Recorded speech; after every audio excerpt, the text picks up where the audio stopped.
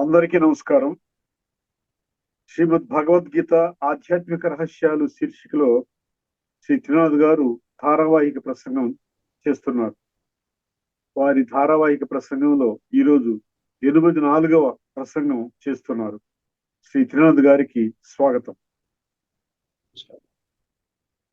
శ్రీమద్ భగవద్గీత ఆధ్యాత్మిక రహస్యాలు కార్యక్రమాన్ని వీక్షిస్తున్నటువంటి సోదరులందరికీ కూడా హార్దిక స్వాగతం. శ్రీమద్ భగవద్గీత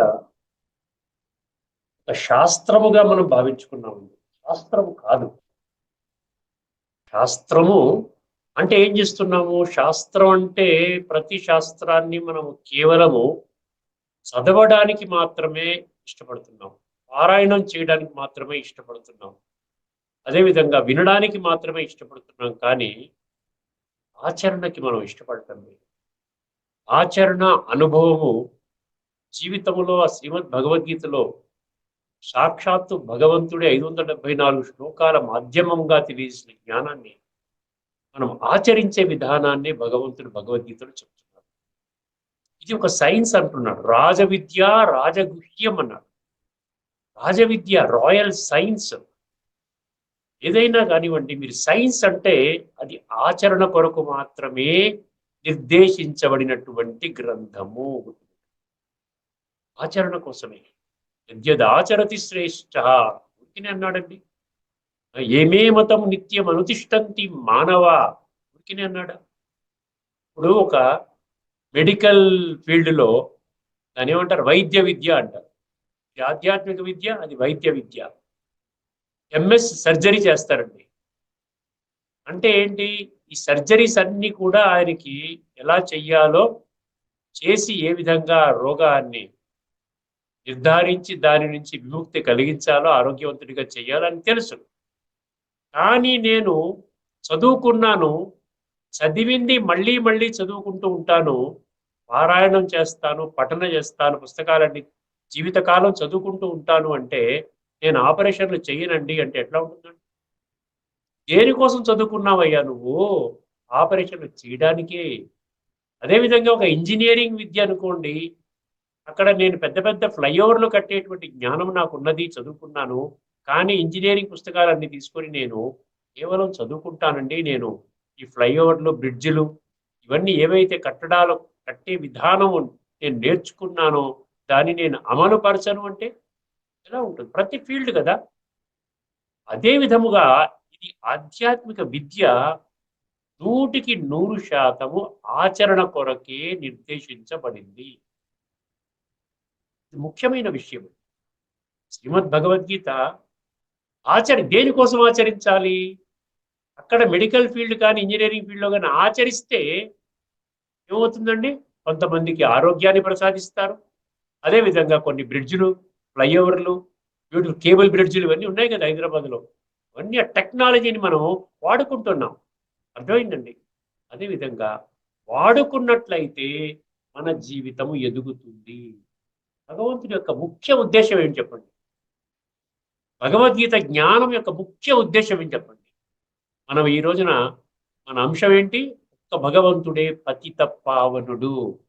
పతిత సంస్కారాలతో పూర్తిగా పతనమైనటువంటి మనుషుల జీవితాలను ఉద్ధరించడానికే నేను వచ్చాను. ధర్మ సంస్థాపనార్థాయ సంభవామి.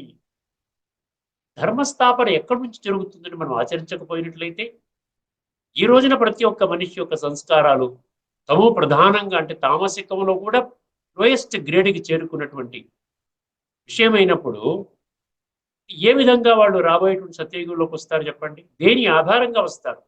శ్రీమద్ భగవద్గీతను కేవలం చదువుకుంటే వస్తారా? ఆటలాగా పాడుకొని పారాయణం చేస్తే వస్తారా? ప్రవచనాల రూపంలో వింటే వస్తారా? లేకుండా ఉంటే కేవలము ఈ యొక్క శ్లోకాలని ఈ యొక్క భాష్యం రూపంలో అందరికీ ప్రచార ప్రసారం చేసుకుంటే ఆ విధంగా సత్యయుగంలోకి వస్తారా చెప్పండి ఒక్కసారి? సంస్కార పరివర్తన ఇది ముఖ్య ఉద్దేశం. గుర్తుపెట్టు.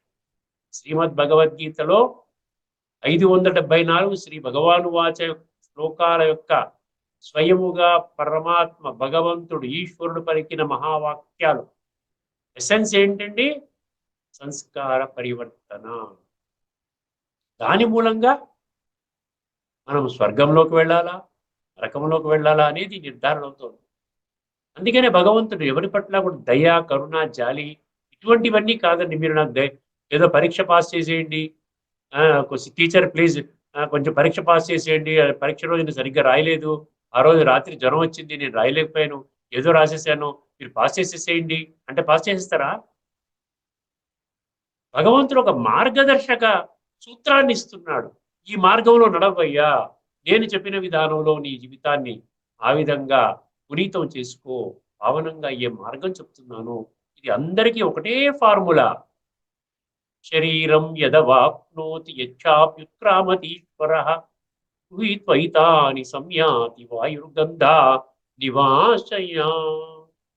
ఏ విధముగా వాసనలు ఒక ప్రదేశము నుండి ఇంకొక ప్రదేశానికి వాయువు ద్వారా కొనియాడబడతాయో, ఈ విధముగా ఆత్మలో జన్మ జన్మలుగా మనము చేసినటువంటి పాప, నీచ, నికృష్ట, భ్రష్ట, దుష్ట కర్మల ఆధారంగా తయారైనటువంటి బొగ్గు లాంటి సంస్కారాలు, ఏమండి, తారు లాంటి సంస్కారాలు, నల్ల సంస్కారాలు, తమో ప్రధాన సంస్కారాలని, ఏ సంస్కారాలతో నీవు శరీరాన్ని విడిచిపెడతావో అదే సంస్కారాల ఆధారంగా నీ భావి జన్మ ఉంటుంది. జీవుడు ఆత్మ, జీవాత్మ అంటే హ్యూమన్ బీయింగ్. ఈ యొక్క హ్యూమన్ బీయింగ్ నుండి ఆత్మ బయటకు వచ్చేసింది అనుకోండి, మరణం అంటారు దాన్ని. అప్పుడు ఆత్మ తనకు కూడా కేవలం సంస్కారాలను మాత్రమే తీసుకుని వెళుతుంది. దాని ఆధారంగా నీకు స్వర్గములో జన్మనా, నరకములో జన్మనా, అంటే సత్య త్రేతాయుగాలనబడే స్వర్గములోని యొక్క శ్రేష్ఠ జన్మలు ఉంటాయా, లేకపోతే నీవు మళ్ళీ ఒక అరకల్పం రాకుండా కేవలం ద్వాపర యుగము, కలియుగం వచ్చినప్పుడే నీవు మళ్ళీ జన్మ తీసుకుంటావు. అది నీ చేతిలో ఉంది. జ్ఞానం అందుకే అందరూ అందరూ కూడా నా బిడ్డలే, అందరూ నాకు సమానమే. సమోహం సర్వభూతేషు నమే ద్వేష్యోస్తి న ప్రియ అన్నాడు భగవంతుడు. అందరూ కావాలి నాకు. అర్థమైందండి? పురుష ప్రకృతిస్థో హి భుంక్తే, పురుష ప్రకృతిస్థో హి భుంక్తే ప్రకృతిజాన్ గుణాన్ కారణం గుణసంగోష్య సత్ అసత్ యోని జన్మసు. ఎంత క్లియర్గా చెప్పాడండి. పురుష అంటే ఆత్మ, ప్రకృతి అంటే దేహము. ఈ పురుష ప్రకృతి, ఈ ప్రకృతి వచ్చి ఏం చేస్తుందంట, ప్రకృతి తనకు కూడా త్రిగుణాలను తీసుకొస్తుంది. సతో రజోతము, సత్వం రజస్తమ ఇతి గుణా ప్రకృతి సంభవా అన్నాడు. అర్థమైంది? నిబద్ధంతి మహాబాహో దేహే దేహినం అవ్యయం అన్నాడు. ఈ అవినాశి ఆత్మని ఈ యొక్క ప్రకృతి త్రిగుణాలు తీసుకుని వచ్చి ఆ త్రిగుణాలతో ఈ ఆత్మని బంధించేస్తుందంట. బంధించడం అంటే ఏంటంటే ఆత్మ కుళ్ళిపోతుంది. నీవు దేహం యొక్క సుఖభోగాల కోసమని, వినాశీ దేహం యొక్క సుఖభోగాలని, ఇంద్రియ సుఖభోగాల్ని ఈ విధంగా జీవిత కాలము నువ్వు ఆచరిస్తూ వస్తుంటే అదే సంస్కారాలు నీకు కూడా వస్తాయి. 500 కోట్ల రూపాయలతో 500 కోట్ల bank balance, fixed deposit receipt ఉన్నాయి. ఆ ఫిక్స్డ్ డిపాజిట్ రిసిప్ట్ 500 కోట్లు 1000 కోట్లు పెట్టుకొని చనిపోయాడు అనుకోండి, తదుపరి జన్మలో 1000 కోట్ల ఆస్తి ఉన్న వాడి ఇంట్లో పుడతాడా? ఎంత సింపుల్ నాలెడ్జ్ అండి ఇది. 1000 కోట్ల ఉన్నటువంటి ఇంట్లో పుట్టడండి. పుట్టారంటే ఇంకా అందరూ పాపాలు చేసుకుంటారు, ఏదైనా చేసుకుంటారు. ఎందుకంటే అదే డబ్బు క్యారీ అవుతుంది కదా. ఈ డబ్బు, ఈ యొక్క ఏదైతే స్థూలమైనటువంటి వినాశీ ధనము, లేక బంగారము, ఆస్తులు, పిల్లలు, పరివారము, మిత్రులు, ఏదైతే హోదా, దర్జా ఏదైతే మనం వెలగబెడుతున్నామో అది కేవలము పొందిలో ప్రాణం ఉన్నంత వరకే. There is no carry over effect. పురుష ప్రకృతిస్థో హి భుంక్తే ప్రకృతిజాన్ గుణాన్ కారణం, చూడండి అండర్లైన్ చేసుకోండి, కారణం గుణ సంగోష్య. గుణాలు కారణము, గుణాలు మార్చుకో. Character is lost, everything is lost. చరిత్ర పోతే మొత్తం పోతుందంటే ఇదనమాట. అంటే నువ్వు కృతయుగంలోకి రావాలా, లేదా మళ్ళీ కలియుగంలోనే పుట్టాలా, మన స్వర్గమా నరకమా, ఇది డిసైడ్ చేసుకోనైనా. ఎవ్రీథింగ్ ఈజ్ లాస్ట్ అంటే ఇది. పురుష ప్రకృతిస్థో హి భుంక్తే ప్రకృతిజాన్ గుణాన్ కారణం గుణ సంగోష్య సత్ అసత్ యోని జన్మసు. సత్ జన్మలు అంటే సత్యయుగము, త్రేతాయుగము. అసత్ యోనులు అంటే ద్వాపర కలియుగం. యొక్క అంశాన్ని దృష్టిలో పెట్టుకొని మనం ఈ ఎపిసోడ్లో తదుపరి చర్చని మనం ప్రారంభించుకుందామండి. దయచేసి బుద్ధి నేత్రాన్ని తెరుచుకోండి. ఇప్పటి వరకు మనం మూఢత్వంతో వింటున్నాము, దేహం అనుకుని వింటున్నాము, దానివల్ల ఉపయోగం లేదు. అందుకే ఇన్ని ఎపిసోడ్స్లో సుమారు 83 ఎపిసోడ్స్ అయిపోయాయి. 83 ఎపిసోడ్స్ని వినండి, మాటి మాటి వింటూ ఉండండి. వింటూ ఉంటే మీకు అర్థమవుతుంది కరెక్ట్ ఎక్కడ ఇందులో అసత్యమైన చెప్పాడు భగవంతుడు. భగవంతుడు సత్యం అన్నాడు కదా, భగవంతుడు ఒక్కడే భగవంతుడు అంటున్నాడు కదా, మామేకం శరణం ప్రజ అన్నాడు కదా, నన్ను ఒక్కడి శరణు మాత్రం పొందండి. ఎందుకంటే ఇది కాలచక్రంలో చాలా క్రిటికల్ మూమెంట్, క్లిష్టమైన సమయం. అంటే ఇది సమయం యొక్క పిలుపు, కాల్ ఆఫ్ టైం. ఇది భగవంతుడి యొక్క పిలుపు, కాల్ ఆఫ్ గాడ్. ఈ call of God, call of టైంని విస్మరించి ఇదంతా మామూలే, ఇవన్నీ మనకి నమ్మశక్యంగా లేదు, నా పని నేను చేసుకుంటాను, ఏమైతే ఏమైంది, ఇంత చక్కటి మానవ జన్మ ఎంజాయ్ చేయడం కోసమే దొరికింది, ఈ సంస్కారాలు అవన్నీ నాకు సంబంధం లేదు, ఆత్మగీత్మ జాంతానాయ్, నా ఇష్టం వచ్చి నేను బ్రతుకుతాను, మెజారిటీ నిర్లక్ష్య ధోరణి వహిస్తారు. గుర్తుపెట్టు 7వ అధ్యాయం 3వ శ్లోకం. ఏమంటే మనుష్యానాం సహస్రేషు, చదువుకోండి, ఎన్నోసార్లు చదువుకోండి. 7వ అధ్యాయం 19, ఈ కాలచక్రంలో ఇది ఆఖరి జన్మ, ఎన్నోసార్లు చదువుకోండి. స మహాత్మా సుదుర్లభ. ఇప్పుడు మనం 16వ అధ్యాయాన్ని మనం కంప్లీట్ చేద్దామండి. అన్ని శ్లోకాలు చెప్పేసినట్టే, అర్థమైందండి. మేజర్గా అన్ని ఆల్మోస్ట్ 1, 2 ఏదన్నా ఉంటే అది కూడా దానివల్ల పెద్దగా ప్రయోజనమే ఉండదు. మెయిన్ ఎసెన్స్ఫుల్గా ఉండేటువంటి శ్లోకాలన్నీ మనం చెప్పుకున్నాం. ఇప్పుడు ఒక 3 శ్లోకాలు మిగిలాయి, అది నేను ఇవాళ కంప్లీట్ చేసేస్తాను, ఈ ఎపిసోడ్లో కంప్లీట్ చేసేస్తాను. ముందుగా ఉపోద్ఘాతంగా భగవంతుడు మనకి ఏం చెప్పాడండి? కామము మహాశత్రువు అని చెప్పాడు, మర్చిపోకండి, దయచేసి మర్చిపో. కామము అంటే 2, ఒకటి సెక్స్ లస్ట్, లైంగిక వాంఛ, మరియు కామనలు అంటే భౌతిక వినాశి ఇంద్రియ సుఖ భోగాలని అనుభవించడానికి మనసులో ఉత్పన్నమయ్యే కోరికలు కామనలు అంటే. సో కామ భోగ అంటారు కదా, భోగ అంటే ఈ కామనలు, కామ అంటే సెక్స్ లస్ట్, కామ వాసన అంటారు. అర్థమైందండి. దానికి ఏం చెప్పాడు? కామము, క్రోధము, లోభము, ఈ 3 కూడా నరకానికి ద్వారాలు అని చెప్పాడు. త్రివిధం నరకస్యేదం ద్వారం నాశనమాత్మన. ఇక్కడ ఎంత చక్కగా చెప్పాడండి. ఆత్మ నాశనం అయిపోతుంది, ఆత్మ నాశనం అయిపోతుందని చెప్పినా కూడా, ఆత్మ అంటే అర్జునుడి యొక్క ఆత్మకు మాత్రమే సంబంధించింది, నాకు ఆత్మ లేదా, చనిపోయినప్పుడు ఆత్మకి శాంతి కలుగుగా అంటున్నాం కదా. ఇది చాలా తీవ్రాతి తీవ్రమైన విషయం అండి, గుహ్యమైన విషయము, గంభీరమైన విషయం. సారీ, గంభీరమైన విషయం అండి. తేలికగా తీసుకున్నారంటే మన జీవితము కేవలము ఈ ఆఖరి శ్వాస ఉన్నంత వరకే మనం జీవితం ఏదో ఆనందంగా ఉన్నాము, అందరూ బాగున్నారు, చక్కటి సంబంధాలు ఉన్నాయి, చక్కటి ఆస్తిపాస్తులు ఉన్నాయి, బాగా డబ్బు వస్తోంది, వ్యాపారంలోను ఉద్యోగంలోను బాగుంది, అంతవరకే. ఇక్కడ నుంచి ఆత్మ వెళ్ళిపోయిందా, కట్. మళ్ళీ క్రొత్త జన్మ, క్రొత్తగా ఎక్కడ పుడతామంటే సంస్కారాల ఆధారంగా జన్మ. అందువల్ల దీన్ని మనం చాలా సీరియస్గా తీసుకోవాల్సిన విషయం. త్రివిధం నరకస్యేదం ద్వారం నాశనమాత్మన, అండర్లైన్ చేసుకోండి, నాశనమాత్మన. కామ, క్రోధ, తథా లోభ, తస్మాత్ ఏతత్రయం త్యజి. తస్మాత్ అంటే దేర్ ఫోర్, అందువలన, కావున, కాబట్టి ఈ 3ంటిని తక్షణమే. అర్థమైందండి? కామ, క్రోధ, లోభ, తస్మాత్ ఏతత్రయం త్యజేజ్. ఈ 3ంటిని ఏతత్రయం త్యజేజ్ అంటే నువ్వు తొలగించుకో వెంటనే. చాలా సీరియస్గా తీసుకొని, ఇప్పుడు కలియుగం యొక్క అంతిమ సమయము, భగవంతుడి పిలిపే నాకు ముఖ్యము, భగవంతుడి యొక్క విద్య మాత్రం ముఖ్యము. ఈ మనుషులు ఇప్పటి వరకు ఈ విషయాన్ని చెప్పలేదు, కాబట్టి ఆయన సృష్టి మీద అవతరించి చెప్తున్నాడు. దానికి తదుపరి శ్లోకము అర్థం అవ్వాలంటే, ఈ శ్లోకం అర్థం అవ్వాలని మళ్ళీ చెప్పాను. ఇదివరకు మనం చర్చించుకున్నాం భలే, కానీ ఇప్పుడు తదుపరి శ్లోకం మనం ఇదివరకు చెప్పుకోలేదు కదా, ఇప్పుడు ఈ శ్లోకాన్ని చెప్తాను. ఏతైర్విముక్త కౌంతేయ. ఇది ఎన్నో శ్లోకం అండి మీరు రాసుకోవడానికి? ఇదివరకు చెప్పింది 16:21, 16:22. చాలా జాగ్రత్తగా వినండి. ఏతైర్విముక్త కౌంతేయ తమోద్వారై త్రిభిర్నరః ఆచరత్యాత్మనః శ్రేయః తతో యాతి పరాం గతి. ఇది శ్లోకం అండి. ఎంత అద్భుతంగా ఉంటుందండి, ఎంజాయ్ చేయాలండి భగవంతుడు తోడుపెట్టుకుని. క్రిటికల్ టైంలో ఇంకా భౌతిక ఇంద్రియ సుఖాలు అవి ఇవి పెట్టుకోకూడదు. ఏదైతే మనకు కూడా రాదు, మన సంస్కార పరివర్తనకి కారణము కాదు, దాన్ని చాలా వరకు తగ్గించుకుంటూ ఎసెన్షియల్ గా ఉన్నప్పుడు మాత్రమే మనం ఇంటర్ఫియర్ అవ్వాలి. కానీ ప్రతి దాంట్లో ఇంటర్ఫియర్ అయిపోతూ మన సమయాన్ని మనం వ్యర్థం చేసుకోకూడదు. ఇది చాలా ముఖ్యమైన విషయం. చాలా కొద్ది సమయం మాత్రమే మిగిలి ఉంది. ఏతైర్విముక్త కౌంతేయ తమోద్వారై త్రిభిర్నరః. ఏమంటున్నాడు ఇక్కడ?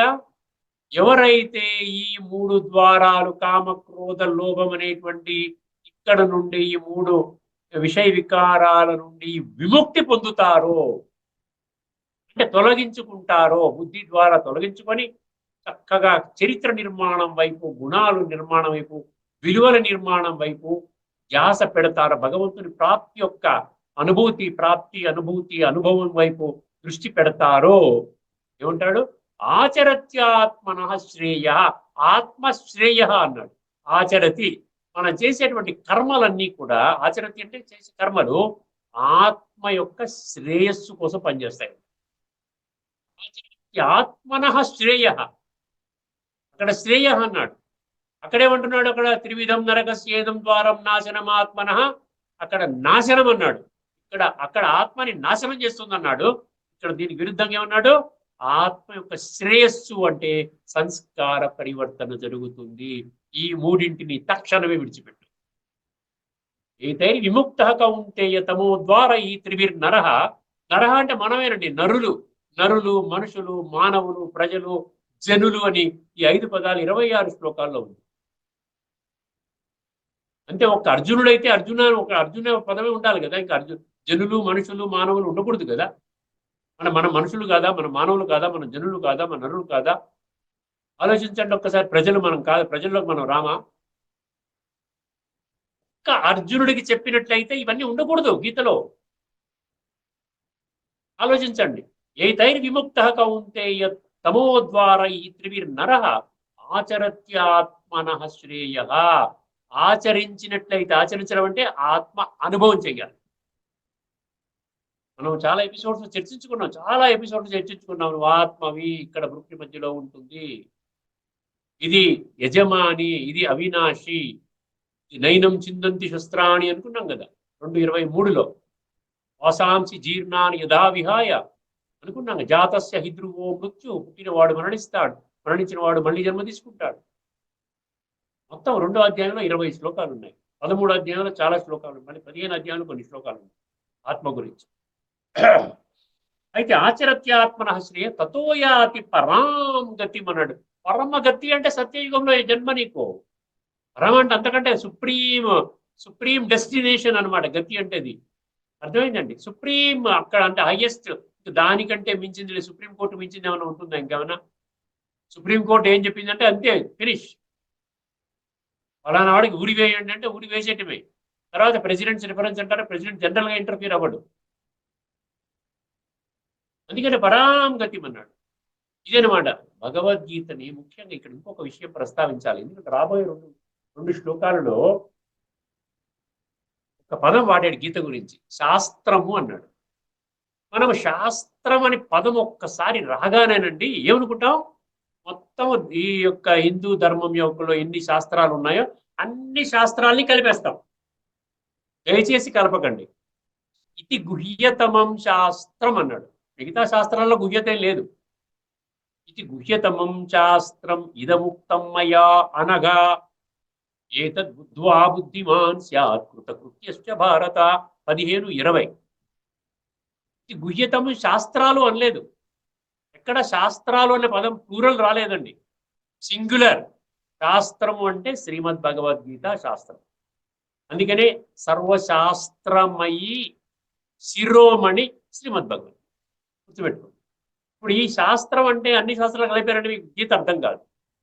సర్వశాస్త్రమయి శిరోమణి అంటే సర్వశాస్త్రాలకి తల్లి లాంటిది, శ్రేష్టమైనటువంటి శాస్త్రము, మకుతాయమైనటువంటి శాస్త్రము శ్రీమద్ భగవద్గీత అని తెలుసుకుంటే, గీతాశాస్త్రము, శాస్త్రం అనే పేరు భగవద్గీతలో వచ్చిందంటే అది గీతాశాస్త్రము మాత్రమే అన్న సంగతి తెలుసుకోండి. ఎందుకంటే మన భాష్యకారుడు ఇది భగవంతుడు చెప్పిన విషయం కాబట్టి నేను చెప్తున్నాను. నాకు కూడా తెలియదు, నేను అదే అనుకునేవాడిని ఇదివరకు కూడా. నేను విన్నప్పుడు శాస్త్రం అనగానే వేదాలు, ఉపనిషత్తులు, బ్రహ్మసూత్రాలు, ఇతిహాసాలు ఇవన్నీ ఉంటాయి కదా. హనుమాన్ చాలీసా, లేకపోతే విష్ణు సహస్రనామం, లలిత సహస్రనామం, ఇవన్నీ పురాణాలు ఎన్నో ఉన్నాయి. శివ పురాణం, విష్ణు పురాణం, ఇలాగా ఇవన్నీ కలుపుకొని శాస్త్రాలు అని పేరు పెట్టి గీతను కూడా ఒక శాస్త్రంగా తయారు చేసుకుని మనం అన్నింటినీ కూడా ఏం చేస్తున్నాం, సమానంగా గీతని కూడా చదువుకుంటాము, ఆచరించము. కేవలం పఠన పారాయణ శ్రవణ ప్రచారము, మిగతా శాస్త్రాలు కూడా పఠన పారాయణ శ్రవణ ప్రచారం. ఆచరణ శూన్యం. ఆచరణ చేసే విధానం ఏ మనిషికి తెలియదు, అందుకని చెప్పలేదు. మనం ఎవరిని అగౌరవంగా మాట్లాడరు, అందరూ గొప్పవాళ్ళే. వాళ్ళ పని వాళ్ళు చేస్తున్నారు, వాళ్ళకి ఎంతవరకు తెలిసిందో అంతవరకు చెప్తున్నారు. ఇక్కడ అందరికీ భగవంతుడు చెప్తున్నాడు, వాళ్ళకు కూడా చెప్తున్నాడండి. ఇప్పుడు ఈ వీడియోస్ వాళ్ళు చూశారనుకోండి, వాళ్ళకు కూడా అర్థమవుతుంది. ఇప్పుడు 22 చెప్పాను మీకు, 16, 22 చెప్పాను, 23, 24 చెప్పేస్తే 16వ అధ్యాయం పూర్తయిపోతుంది. 23 వినండి, జాగ్రత్తగా వినండి. యశాస్త్ర విధి ముస్తృజ్య వర్తతే కామకారత నసిద్ధిమవాప్నోతి న సుఖం న పరాంగతి. అక్కడేమన్నాడు? పరాంగతి అన్నాడు. ఇక్కడ పరాంగతి నో. ఎవరికి నో అంట? శాస్త్ర విధి ఉస్తృజ్య. ఉస్తృజ్య అంటే త్యజించటం. I don't care, I don't want all this. కొద్ది మంది మాత్రమే తెలుసుకుంటారు. ఆ కొద్ది మందికి బాగా ఎవరా కొద్ది మంది అంటే తెలియదు. కొంతమంది ఇప్పుడు ఈ వీడియోస్ వింటున్న వాళ్ళు కొంతమంది బ్రహ్మకుమారి సెంటర్కి వచ్చేస్తారు, వచ్చేసి బాబా భగవంతుడి పిల్లలు అయిపోతారు, చక్కగా వాళ్ళ జీవితాన్ని మార్చుకుంటారు, సంస్కార పరివర్తన చేసుకుంటారు. మిగతా వాళ్ళు వద్దండి, బ్రహ్మకుమారి గురించి చాలా నెగిటివ్ వీడియోస్ ఉన్నాయి, వెళ్ళకూడదు, అక్కడ వెళ్తే ఏదో మాయ చేస్తారు అనుకుంటారు, మానేస్తారు. అంటే ఎవరిష్టం వాళ్ళదేనండి. You can take the horse near the pond అంటారు కదా. సరస్సు దగ్గరికి ఒక గుర్రాన్ని తీసుకెళ్ళొచ్చు, కానీ నువ్వు తాగుతావా తాగవా అనేది, తాగాలా వద్దా అనేది గుర్రం నిర్ణయించుకుంటుంది. లేదు మంది అనుకోండి వెళ్ళిపోతుంది, తాగదు. లేదా బాగా దప్పికగా ఉంది, తాగుతుంది.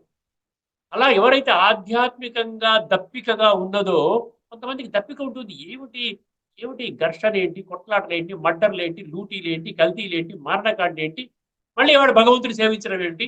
ఎక్కడ భగవంతుని పవర్ ఏమి ఎక్కడ మనకు కనిపించడం లేదు. భగవంతుడు సర్వైపోయినా అందరిలో భగవంతుడు ఉన్నాడు, ఇంకా పవర్ కనిపించాలి కదా. అందుకనే భగవంతుడు ఏమంటున్నాడు? యశాస్త్ర విధి ముస్తృజ్య వర్తతే కామకారత. నీ యొక్క కర్మలు, నీవు చేసే దైనందిన జీవితంలో నీవు చేసే ప్రతి కర్మ, ప్రతి మాట, నీవు మాట్లాడే ప్రతి మాట, నీవు చేసే ప్రతి సంకల్పము, ఇవన్నీ కూడా శాస్త్రములో విధించినటువంటి నియమావళిని నీవు పూర్తిగా త్యజించి నీవు చేసినట్లయితే న సిద్ధి అవాప్నోతి నా సుఖం నా పరాంగతిం. అటువంటి వాడికి సిద్ధి అంటే పర్ఫెక్షన్ అండి. అటువంటి వాడిలో ఆధ్యాత్మికంగా ఎటువంటి పర్ఫెక్షన్ పొందలేడు. ధార్మికంగా మనం పర్ఫెక్షన్ పొందుతున్నాం. ఇప్పుడు నేను ఐఏఎస్ పాస్ అవ్వాలని పూర్తిగా 1 లక్ష రూపాయలు ఫీజు కట్టి నేను చదువుకుంటే దాని సిద్ధి అంటే ఏంటి? ఐఏఎస్లో నాకు ర్యాంక్ వచ్చేసింది, సిద్ధి అయిపోయింది. అర్థమైందండి? అలాగా ప్రతి ఫీల్డ్లో, భౌతిక ఫీల్డ్లో మనం సిద్ధి పొందుతున్నాం. ఒక సినిమాకి వెళ్ళాలి అనుకుంటున్నాం, ఎంత కష్టపడి ఇన్ఫ్లుయెన్స్ చేసుకుని ఫస్ట్ డే ఆ సినిమా టికెట్ కొనుక్కోవడానికి వాడిని పట్టుకుని మొత్తానికి సినిమా హాల్లో కూర్చునిపోయాం, సిద్ధి. ఏదో వంటకం చేయాలనుకుంటున్నాం, సిద్ధి. ప్రతి దాంట్లో ఏదైతే మీరు సక్సెస్ రుచి చూస్తారో అది సిద్ధి పొందడం. సిద్ధి అవాప్నోతి. అటువంటి వాడు నా సిద్ధి నా అవాప్నోతి. అవాప్నోతి పొందడం, నా అవాప్నోతి పొందడు. వాడి జీవితంలో అంటే ఈ వర్తమాన జీవితంలో వాడికి ఈ జీవితంలో సుఖము లేదు. రేపు రాబోయేటువంటి సత్యత్రేతాయుగాలు దాన్ని సుఖధామము అంటారు, అందులో కూడా వారికి ప్రవేశము లేదు. ఆఖరి శ్లోకం చెప్పేస్తానండి. తస్మాచ్ఛాత్ర. ఇప్పుడు ఏ శ్లోకం అంటే ఇది ఆఖరి శ్లోకం, 16వ అధ్యాయంలో 24వ శ్లోకం. ఎవరి దగ్గర అయితే పుస్తకాలు ఉన్నాయి దయచేసి పుస్తకాలు దగ్గర పెట్టుకోండి.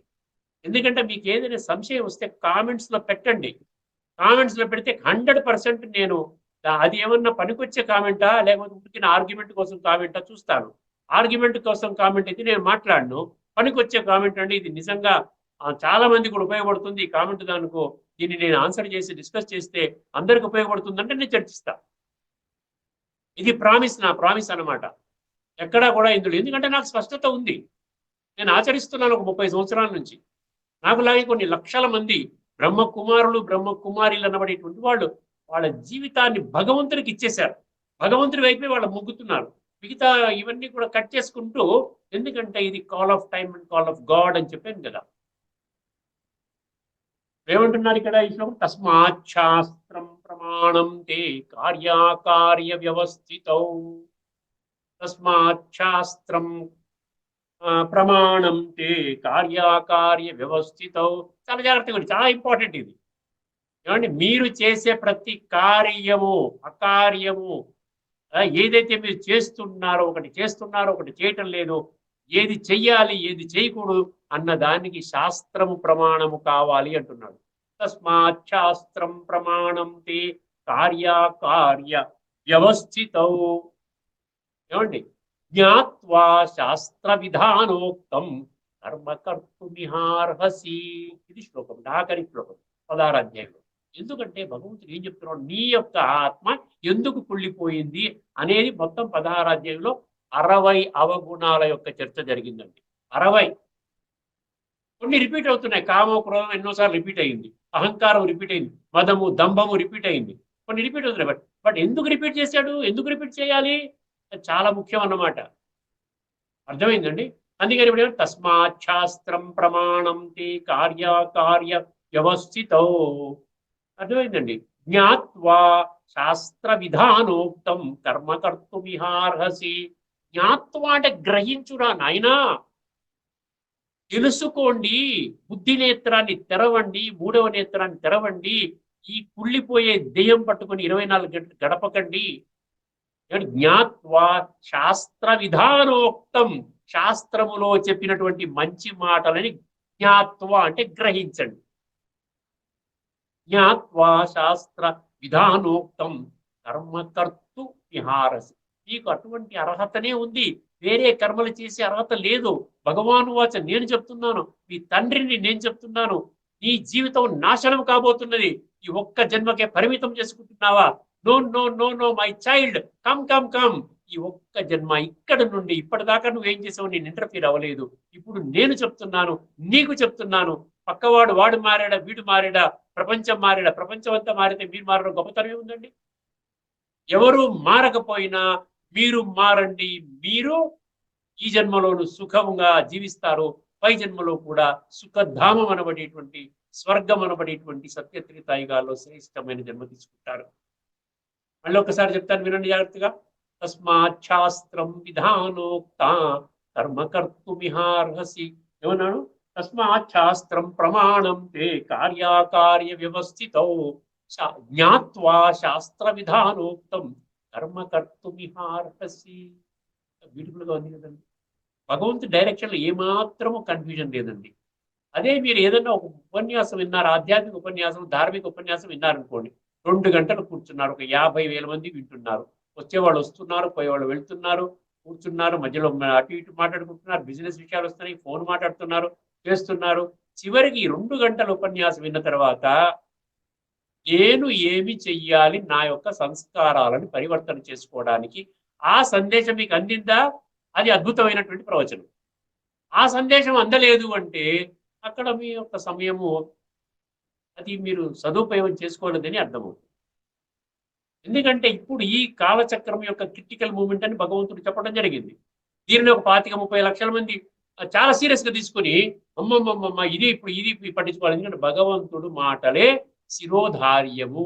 మనుషుల మాటలు ఇప్పుడు దాకా విన్నాము, దానివల్ల సంస్కార పరివర్తన జరగలేదు. ఇప్పుడు నేను పరమాత్మ, సర్వాత్మలకి తండ్రి అయిన పరమాత్మ మాటలే నేను ఆచరిస్తాను, ఖచ్చితంగా నా జీవితాన్ని ధరించుకుంటాను. ఒకసారి గీతలో ఉన్నటువంటి 3 శ్లోకాలు, ఈ గీతలో పుస్తకంలో ఉన్నటువంటి విషయాలు చెప్పేస్తే ఈరోజు పాఠం ముగిస్తాం. ఈరోజు విషయం పూర్తి అయిపోతుందండి. తదుపరి ఎపిసోడ్లో ఇది అతి త్వరలోనే ఒక్క భగవంతుడే పతిత పావనుడు అన్న అంశాన్ని మనం ముగించుకుంటామండి. మోస్ట్లీ ఒకటి కానీ 2 ఎపిసోడ్స్లో ఈ అంశం ముగించుకొని మరి కొత్త అంశాన్ని మనం వద్దాం. 7వ అసాధారణ గుణం, భగవంతుడి 7వ అసాధారణ గుణము మనం త్వరలోనే ఒక 2 ఎపిసోడ్స్ తర్వాత లేదా 1 ఎపిసోడ్ తర్వాతను చర్చించుకుంటాం. ఏతైర్ విముక్త కౌంతే. ఇక్కడ త్రివిధం నరకశీలం గురించి చెప్పాను కదా. కామ క్రోధ లోభములు అను ఈ 3ను నరక ద్వారములు. నరకం అనే పదం వచ్చింది చూసారా, ఇంతకుముందు కూడా నరకే, నరకం, నరకే అశుచో అని వచ్చింది. అశుచి అంటే అపవిత్రమైన నరకంలో. పవిత్రం అంటే దేహ భ్రాంతిలో ఉంటాం, చేస్తాం, అవేవి ఈ వికారంలోకి వెళ్తాము, మోసం చేస్తాము, అని మనం చూస్తున్నాం కదా. ఈ కలియుగంలో ఏ విధంగా అయితే జరుగుతుందో అటువంటి స్థితిలో ఉంటాం అనమాట. నరకి అశుచం అంటే ఇక్కడ ఏమన్నాడు, కామక్రోధ లోభములను ఈ మూడును నరక ద్వారములు, అవి ఆత్మ నాశనమునకు కారణములు. ఈ మూడు వికారాలు ఆత్మని సమూలంగా పాడు చేస్తాయి. అనగా మనుజుని అధోగతి పాలు చేయునవి, కనుక ఈ మూడింటిని త్యజింపవలెను. అక్కడ ఆత్మ నాశనం గురించి చెప్పాడు కదా. తదుపరి 16:22లో ఏం చెప్పాడో చూద్దాం. అంటే నేను చెప్పిందే చెప్పాడా, లేకపోతే ఇంకా విడిగా ఏమైనా చెప్పాడా అంటే మీకు కాంట్రవర్సీ లేకుండా, డౌట్ లేకుండా నేను రెండు విధాలుగా నేను డీల్ చేస్తాను. ఓ అర్జున అంటే నేనే అర్జున అనుకున్నాను కాబట్టి మీ ఎదురుండా కూర్చున్నాను. ఎవరికి వాడు అర్జున అనుకుంటే చాలా డీప్గా అండర్స్టాండ్ అవుతుంది. లేదు నేను దుర్యోధన దుశ్శాసన అనుకుంటే అర్థం కాదు. ఓ అర్జున, ఈ మూడు నరక ద్వారముల నుండి బయటపడిన వాడు శుభకర్మలనే ఆచరించును. అర్థమైందండి? శుభకర్మలు చేయాలంటే కామము, క్రోధము, లోభాన్ని విడిచిపెట్టాలి. అందువలన పరమగతిని పొందును. పరమగతి అంటే ఏం చెప్పాడు మళ్ళీ ఎక్స్ప్లెయిన్, నన్నే పొందును అనగా నన్నే పొందును. అర్థమైంది కదండి. తర్వాత శాస్త్ర విధి ముసృజ్య వర్తతే కామకారత న సిద్ధిమవాప్నోతి న సుఖం న పరమగతి. శాస్త్ర విధిని త్యజించి ఏం చెప్పారండి? శాస్త్రం అంటే గీతాశాస్త్రం అంటే 574 శ్రీ భగవాను వాచ శ్లోకాల యొక్క సారము, అదే శాస్త్రం. మిగతావన్నీ కలపకూడదు, దయచేసి కలపకండి. కలిపితే మళ్ళీ కన్ఫ్యూజ్ అవుతారు. శాస్త్ర విధిని త్యజించి యథేచ్ఛగా విశృంఖలముగా ప్రవర్తించువాడు సిద్ధిని పొందజాలడు. అంటే సఫలత పొందలేడు. సఫలత అంటే సత్యత్రేతాయుగాల్లోకి రాడు. వానికి ఇహపరలోక సుఖములు లభింపవు. ఇహ అంటే ఇప్పటిది, పర అంటే రాబోయే సత్యయుగము. రెండు లోకాల్లోకి ఇంకా లాభం లేదు, ఇంకా వేస్ట్. ఎందుకండి 100 కోట్లు ఉంటే ఏమిటంట? ఏమీ లేనివాడు చక్కగా పురుషార్థం చేసుకుని సత్యంలోకి వస్తాడు. అన్నీ ఉన్నవాడు ఈ ఒక్క జన్మ పరిమితం చేసుకుని నరకంలోకి వెళ్తాడు. రాజు పేద రాజు అంటారు కదా. ఓడలు బళ్ళు అవుతాయి, బళ్ళు ఓడలు అవుతాయి. పూలమ్ముకునేవాడు కట్టెనమ్ముకుంటాడు, కట్టెనమ్ముకునేవాడు పూలమ్ముకుంటాడు. అంటే ఇదనమాట. శాస్త్ర విధిని త్యజించి యథేచ్ఛగా ప్రవర్తించువాడు సిద్ధిని పొందజాలడు. వానికి ఇహపరలోకములు లభింపవు, పరమగతియు ప్రాప్తింపదు. ఆఖరి శ్లోకం అండి. కర్తవ్యములను, కర్తవ్యము అకర్తవ్యము అంటే ఏది చెయ్యాలి, ఏది చేయకూడదు. చెడు పనులు చేయకూడదు, మంచి పనులు చేయాలి. సాటి మనిషికి దుఃఖం ఇచ్చే పనులు చేయకూడదు, సాటి మనిషికి సుఖం ఇచ్చే పనులు చేయాలి. కర్తవ్యములు నిర్ణయించుటకు శాస్త్రమే ప్రమాణము, గీతాశాస్త్రమే ప్రమాణము. అర్థమైందండి? మిగతా శాస్త్రాలు కలపకండి. ఇక్కడ శాస్త్రము సింగులర్లో వాడాడు. కనుక శాస్త్రోక్త కర్మలను గూర్చి బాగుగా తెలుసుకొని అట్టి కర్మలను ఆచరింపుము. అంటే ఈ గీత తత్వజ్ఞాన కోణంలో అర్థం చేసుకొని దాని ప్రకారంగా ఆత్మ అనుభవం చేసుకొని ఆత్మల తండ్రి పరమాత్మ యొక్క ఉనికిని మనం పసిగట్టి, ఇప్పుడు అదే మనం పరమాత్మ ఎవరు అన్నదే మనం ఇప్పుడు ఎపిసోడ్స్ లో చర్చించుకుంటున్నాం. అతి త్వరలోనే భగవంతుడు ఒక్కడే ఉంటే ఆయన నామ రూప దేశకాల గుణకర్తవ్య సంబంధ ఇవన్నీ కూడా మనకి స్పష్టంగా అర్థమవుతే కరెక్ట్ అవ్వగలుగుతాం. ఓకేనండి, ఇక్కడితో మనం ఈ చర్చని ముగించుకుందాము. తదుపరి ఎపిసోడ్ ఒక ముఖ్యమైన విషయాన్ని మనం చర్చించాం. ఇప్పటి వరకు ఇన్ని శ్లోకాల ద్వారా ఇంకా ఎన్నో శ్లోకాలు కూడా ఉన్నాయి. ఇక్కడికి నేనేం చేస్తున్నాను, పతితము అవ్వడానికి కారణం ఏంటి భగవంతుడు చెప్తాడు. ఎందువలన ఆత్మ పతితం అవుతుంది అంటే ఇవన్నీ చెప్పాడు. 16 అధ్యాయం చెప్పాడు. ఇప్పుడు పావనంగా నేను చేస్తాను, మీరు నా మాట వింటారా, నేను పావనంగా చేస్తాను, నా చెయ్యి పట్టుకుంటారా, నా మార్గంలో నడుస్తారా అన్న భగవంతుడి యొక్క ఆ సమాధానం ఎంత స్పష్టంగా ఉంటుందో ఆ యొక్క విషయాలని మనం తదుపరి ఎపిసోడ్ చర్చించుకుంటాం. సెలవండి. అందరికీ నమస్కారము. లోకా సమస్త సుఖినో భవంతు. ఓం శాంతి. శ్రీమద్ భగవద్గీత ఆధ్యాత్మిక రహస్యాలు శీర్షికలో పతిత భావన తత్వము, అందులో ముఖ్యంగా ఇంద్రియ తాత్విక రహస్యాలను విపులంగా చర్చించిన శ్రీ త్రినాథ్ గారికి ధన్యవాదాలు. నమస్కారం.